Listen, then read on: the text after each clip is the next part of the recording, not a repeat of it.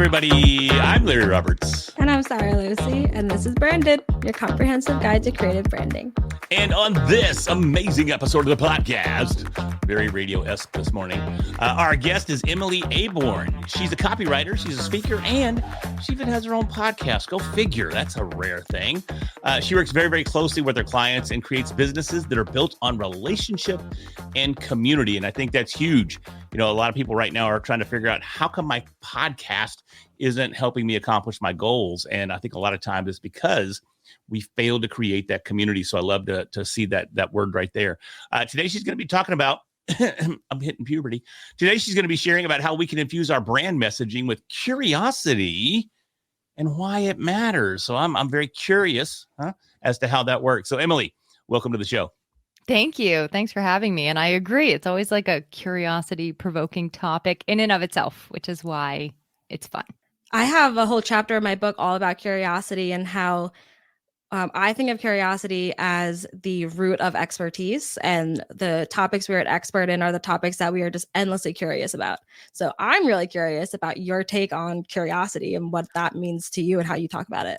Well, it's interesting you say that because there's different types of curiosity, which I want us to totally get into. I have a hunch of what Sarah's is after listening to your show a bit.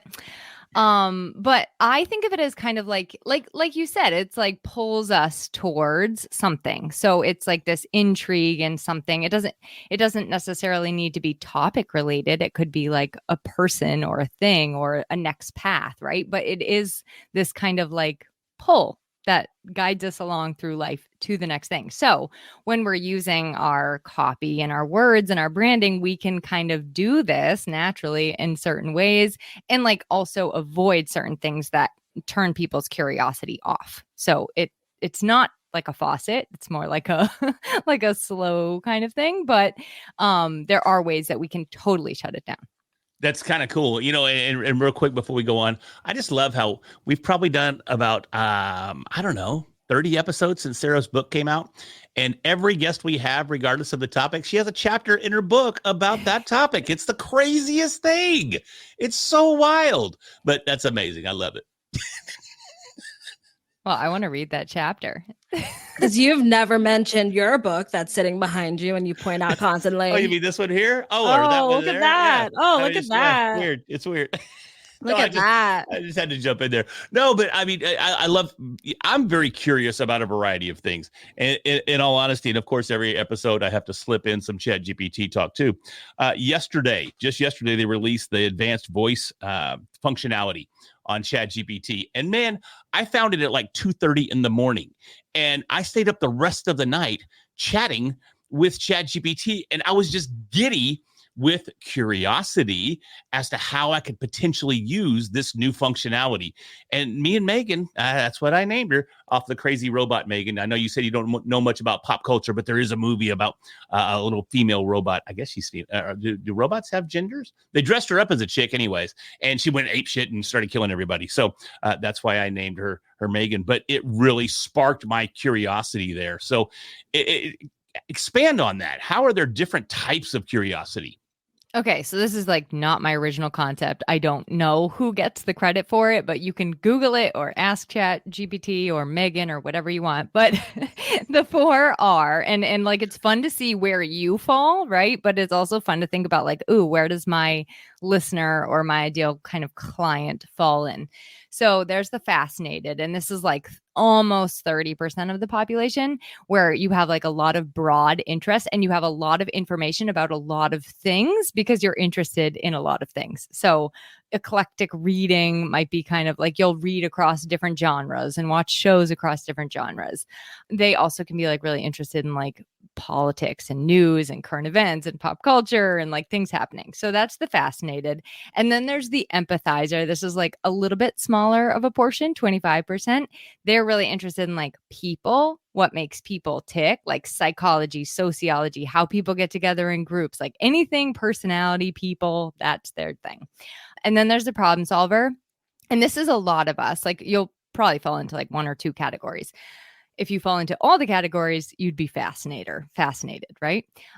So the problem solver is like, if you have something that you're trying to get to the bottom of, you will go into that topic very, very deeply and intensely until the problem is solved or until you find like an innovative solution. But it's all about like a really focused kind of curiosity.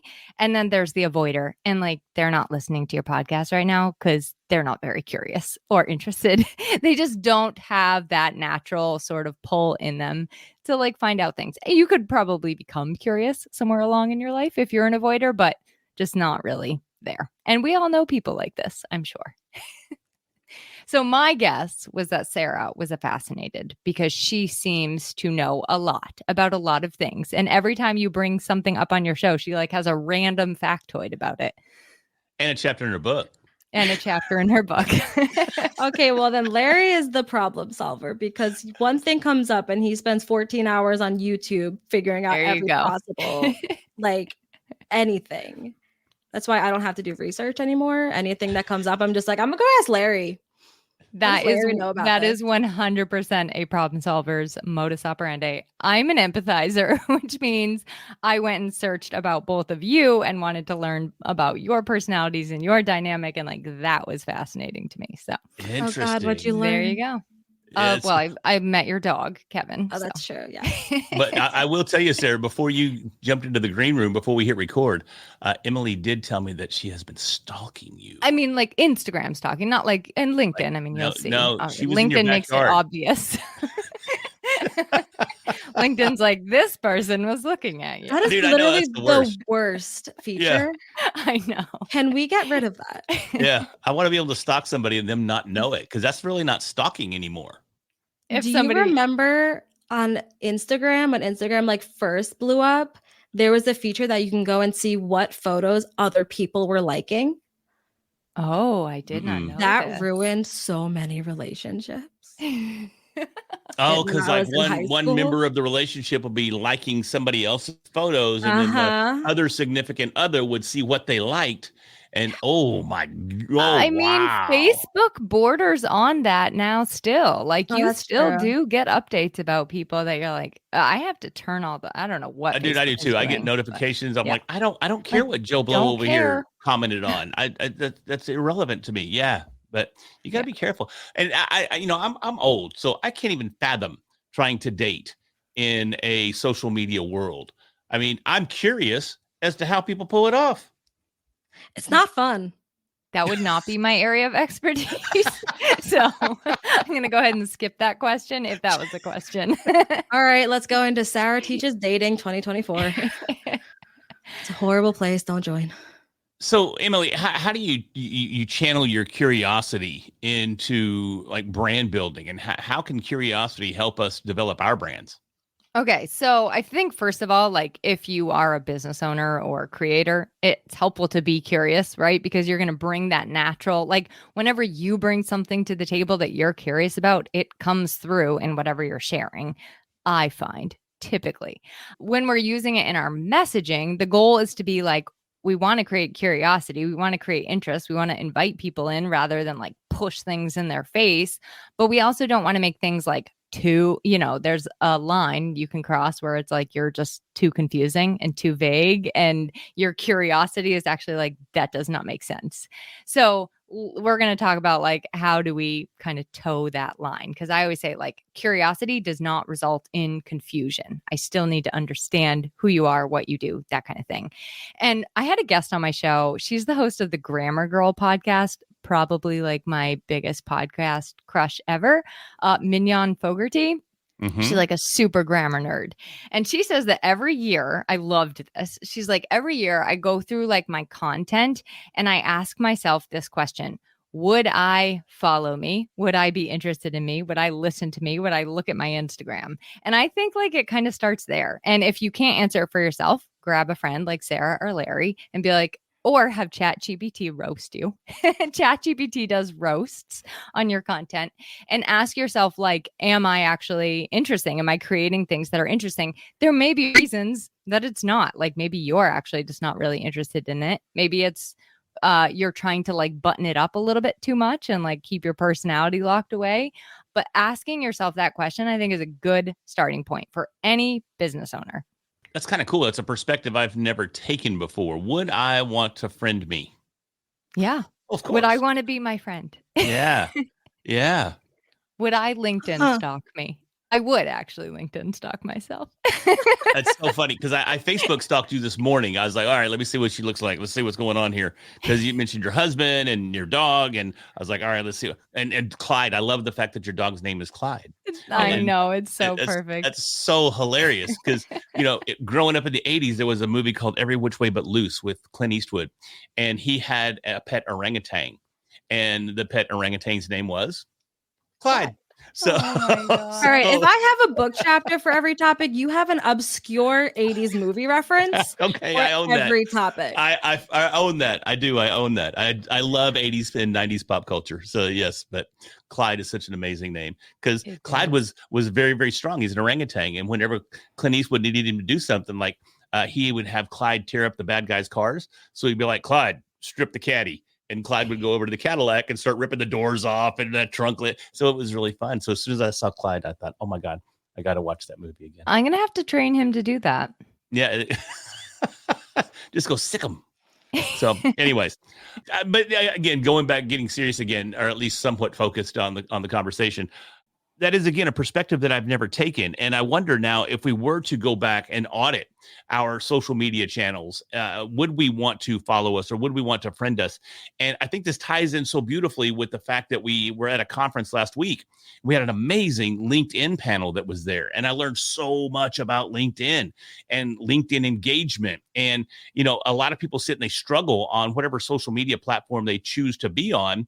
But maybe if they did that audit, they'd realize what's missing, and maybe that would spark some curiosity and allow them to dig into issues a little bit deeper, questions or topics a little bit deeper, and start creating more compelling content. I actually do that for my own Instagram. Anytime someone new follows me on my personal Instagram, I will go through my entire feed and see if there's anything embarrassing that I should remove before they get to it. So you're social anxiety. Yes, you're just chopping things that don't align with every single person. I'm a people pleaser.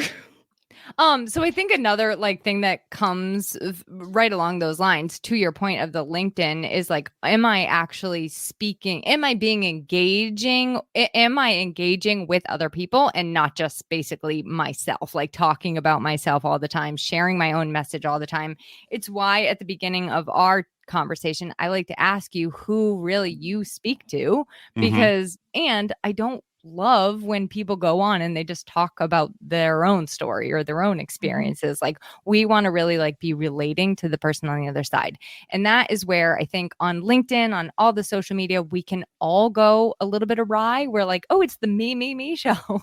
But it's so much of it comes down to just engaging. When somebody leaves me a comment on a post, I'm oh my God, they're the best person ever. It feels so good to all of us. I just wrote back to this big time copywriter yesterday, and I was writing him a really personalized email, and he said, thank you for such a personalized email. Sometimes it just feels like I'm shouting into a void. And he's made it. It was a good reminder that we all need that, so your people want that too. They want you to be engaging with their stuff. And so I think a lot of curiosity comes down to also being curious about other people. Oh, I think that's I mean, we talk about podcasting all the time with anyone who's trying to build a brand. And I think that's just another reason why either having a podcast or guesting on podcasts is such a smart idea, because that puts other people in your content. So when you're posting content every day, you're highlighting somebody else instead of just yourself. On my show, I love even using people's names when I know that they've told me something, or I know they're listening. I'm hello, TC. I can hear you. I can see you right now. Not really see you, but yeah, it's fun. It's great. And it makes people feel part of the conversation. I'm not an actual Hey, you. We're hearing all kinds of stalker-esque type commentary here. I'm watching you, TC. Hopefully he's not listening to this one. Thanks for coming on the podcast, even though you're not on the podcast. Good Lord. So Do Do you have an 80s, maybe an 80s movie reference is appropriate? I actually, son of a bitch, I actually had an 80s TV show reference because TC was the helicopter pilot on Magnum PI. Never seen it. Yeah, with Tom Selleck. It was a big show in there. Oh, he's from Friends. Well, he showed up on Friends a little bit. Yeah, he dated Rachel? Monica. Damn it, I was so close.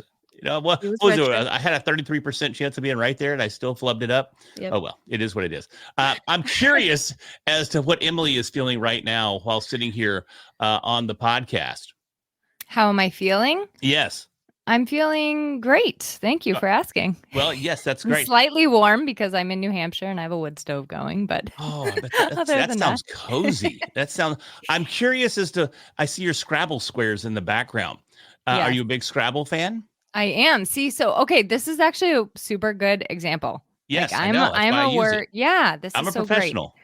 So I'm a word nerd, and I love Scrabble and what's the other one? Crosswords. All the word stuff. Wordle, connections, all of that. So these Scrabble letters on my wall here are a great example of how we can, in little tiny ways, create curiosity, which is just putting our personality in places. And both of you have very personality filled backgrounds, and it's such a good way to generate. It just sparks your brain to life. You're like, ooh, I want to know more about this person. The fact that your book is titled Red Hat or Under the Red Hat, it makes me wonder, is it about you? What is under the red hat? I need to know. It is about me. Thank you for asking. Yes. See? And that's the whole idea, that's why I named it what I named it, because I want people to ask, what is under the red hat? Because it's all about branding. And people think the red hat's the brand, but it's not. It's everything that's under the red hat that is the brand. Yeah. I named mine Open This Book because I wanted people to open the book. Oh my God, these are amazing. Okay. So I think this brings me to something else that we can do that helps create curiosity, which is not to close loops. And actually, I think, Sarah, you talked about this. I think it was in your podcast pitching episode. I don't remember, but you talked about keeping things open looped and open ended, which is not leading the witness, I guess, if I had a term for it. But not telling people what they should think, but letting them create their own sort of questions and their own sort of thinking from what we do. And I love doing this with blogs. Instead of a blog that's just do this, which, by the way, people will do wrong anyway, and then they'll be like, it didn't work. But I kind of giving them their own sort of you might apply it this way if you, or try this, but not giving them any one sort of 100% certainty, and I think keeping that loop open brings people in more than pushes them away. That's really interesting. I'm curious. I feel like I'm just going to use that word so many times, not even on purpose.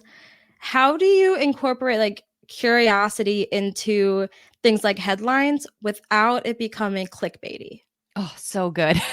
Yeah. So I love hooks, but tasteful hooks, right? And I think that there's a couple, asking a question is a really nice hook. That is such a good one. Putting your personality into a hook is nice, including a little element of a surprise.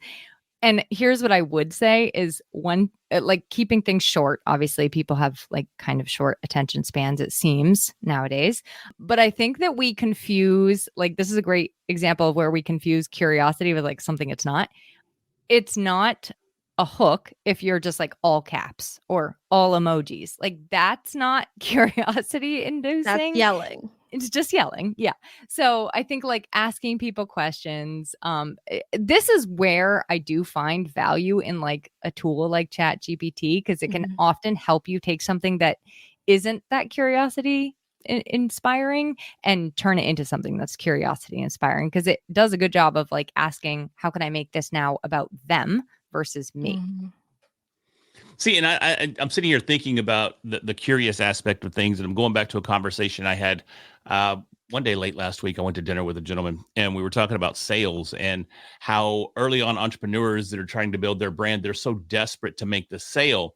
And we also hear from influencers like the Gary V's and the Grant Cardones and the Alex Hormozis and all the big salesy influencers, where you just give everything away for free.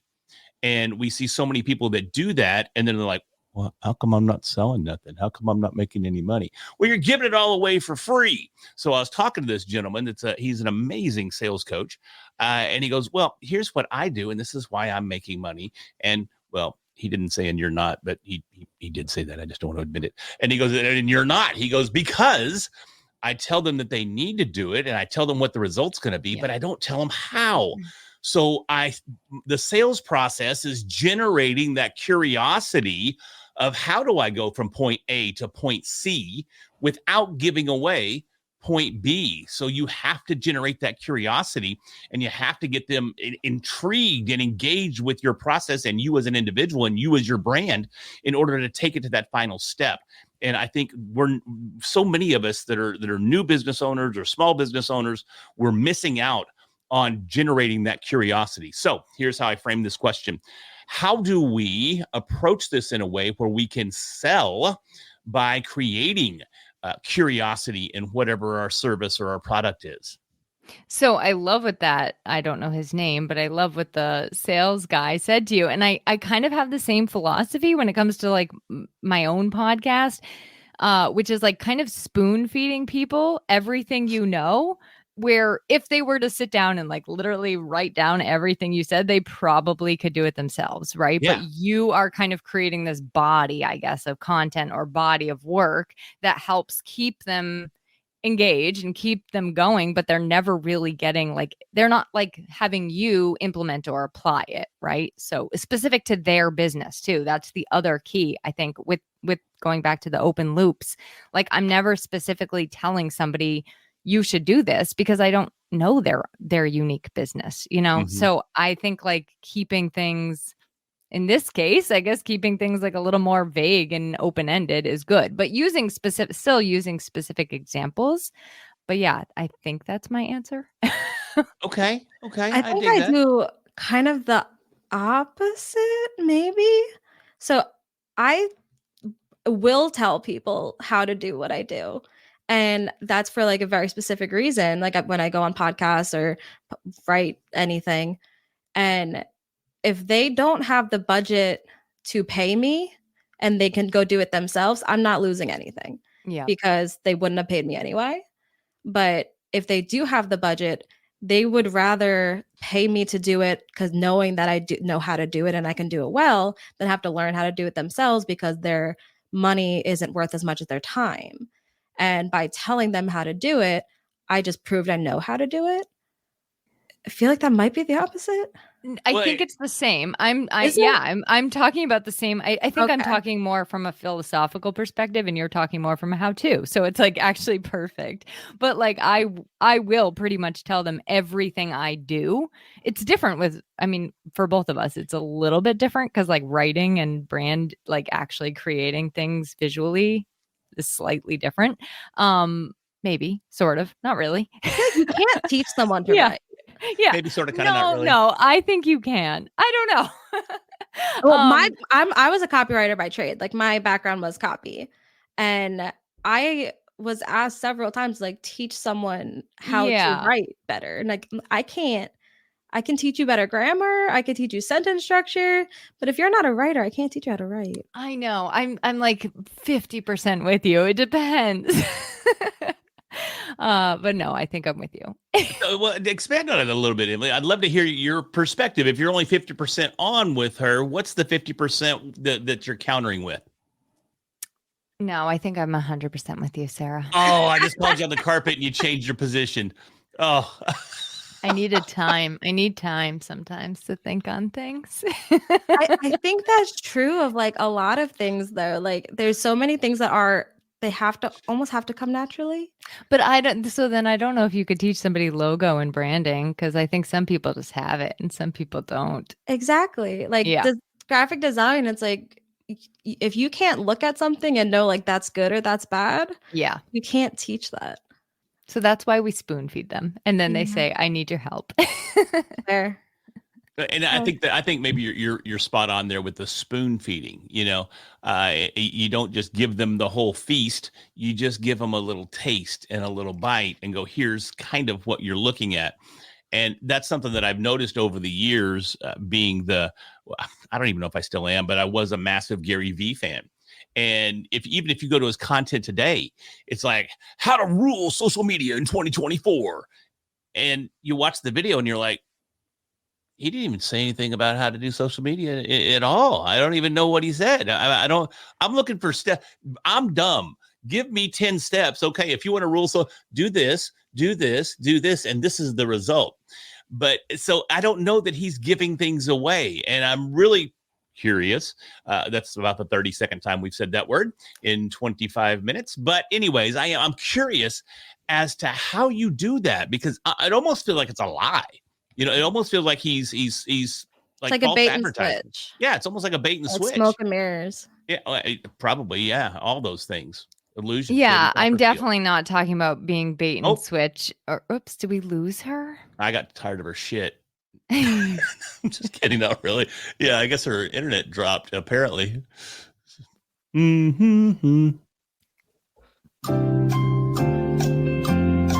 Just wait. Sarah, we missed you. I got kicked out. Emily was like, I'm so glad she's gone. I was like, yeah, me too. It's cool. He literally has a recording. I did not. He literally has a recording. I got kicked out. Anyway, bait and switches. Yeah. So I'm definitely not talking about that. I really do stand by, like, I think you can give people like the step by step, but break it down. That maybe the problem with the folks you were talking about that like give it all away is they do it all at once. And then people are like, okay, this is overwhelming. And they never actually take any action towards it. And then they also never take any action towards reaching out and hiring the person because it's overwhelming. Like, how many of those PDFs have you downloaded that tell you exactly how to do XYZ? And you're like, okay, I'll never do that. I am 100% guilty of being that person. I've spoken for our friend Alex and Filippo at his events, and I send him the video of my presentation, and then I watch it on the event, and I'm like, who let me do this?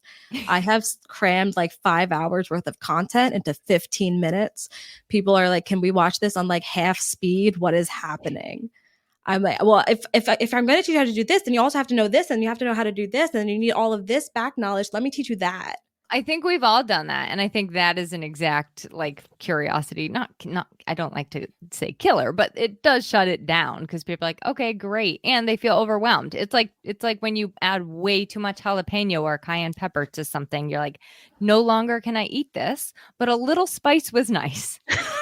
That is a great Ask me. That's an amazing analogy. How I know. Yes. Ask me how I know. No, so Emily, do you know Alex? Are you friends with Alex? Just out of curiosity. I am on Podmatch. I hope we're becoming friends. I want to be BFFs. I did submit a video for the upcoming podcast event, and it got selected, and it's on bio writing and how we can like add curiosity to our bios, because you guys made a fantastic point in your pitching, which I could do like 30 episodes on podcast pitching. Yeah. And I look back at my pitch to yours and I'm like, this could have actually been a little bit better.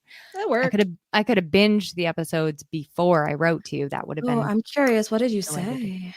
I just said like, hi, you guys sound like so much fun, which you do. But it was a little like, it was like, okay, you could have. We've laughed a lot on this episode. I can tell you that. That is true. But, it's funny because Sarah and I, we go through Podmatch and we get on here. We get on Zoom and we go through all of the submissions. We go, what about this person? No, probably not. What about this person? Oh, that sounds fun. Oh, she sounds cool. Let's check that out. So your pitch was effective. I'll tell you that. So. Hi, Sara and Larry. You two are a lot of fun. I would love to have a conversation with you as a copywriter helps people with brand messaging on how our brands can actually spark more curiosity. We can chat about do's and don'ts when it comes to creating curiosity, a pull/spark in your copy, simple actions to take, and how it aligns with everything you folks help people with as well. See, this is a really good one. Okay. And I mean, I could talk about pitching all day too. So you didn't give a massive bio. You just said like, as a copywriter helps people with brand messaging. That's all we need to know about like your job so that we know that you are capable of having that conversation. And you gave us a hook, which like sparks curiosity. So like, that's already a hook. And then you said the do's and don'ts, simple actions, like that's proving that you're going to bring value. So you nailed it. Okay. This is great Congrats. as that we use this as an example because we're literally showing how to this is what I talk to all the time is like when you're pitching or using your bio, not using all of this industry jargon that only you care about. Like how many bios have you read that all say nothing because they say everything about their industry or everything about what they've accomplished. So I think this is a good, like we used a fun example, which I didn't expect to happen. So now I'm feeling People have nervous. done that to me. I go on feeling podcasts to talk about pitching and guesting, and people have like actually read my pitches multiple times on podcasts. So like I had to do it to somebody. I had a guest show called She Built This, which I recently sundowned. I don't know the term, but we let that go. Killed.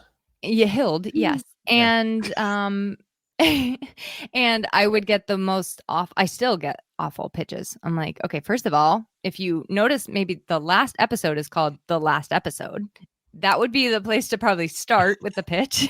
But secondly, no. I spoke about this at the Badass Business Summit last week, and I screenshot pitches that we've gotten for branded and put them in the presentation. And I just put them up. I'm like, all right, y'all tell me what's wrong with this. Yeah. And one of them was subtle because it was like, I loved your conversation with one of the guests talking about something, and the topic was just completely wrong. It's like you're talking about like brand building. I'm like, we talked about taxes on that episode. My favorite. And you said that. You said, we don't want to talk to authors about their books. Yeah. No. Yeah. Which I constantly bring up my book. Spoon feed us all the information, but you're spoon feeding us the information in your book. Then I want to have a conversation about it. 100%. 100%. Yeah. We don't want to hear about your book. We want to hear about content that's in your book. Yeah. Yeah. Much different. So Emily, I want to hear about your podcast. You brought it up a couple of times. What's your show? My show is called Content with Character, and it's all about like, not just content and creating more, and putting it out into the ether, but really like infusing our personality into it too, which I think when you start using your personality in any branding that you're doing, that's how you create curiosity. That's like all of the big brands. I know I don't need to tell you to this, but all of the big brands still use personality in their branding. Yeah, it's funny because I lost Sarah again for a second there, but she's back. But we were both at that Badass Business Summit last week, and I was talking about AI and thought leadership, and I was trying to use the word iterative, and it would not come out. And I just spazzed right there. I was like, it. And I finally just said, that's the remix. And then I went to say it again, and it still wouldn't come out. And I finally just had to say F it and move on. And I used that. Sarah happened to she did some recording for me. She happened to catch that clip.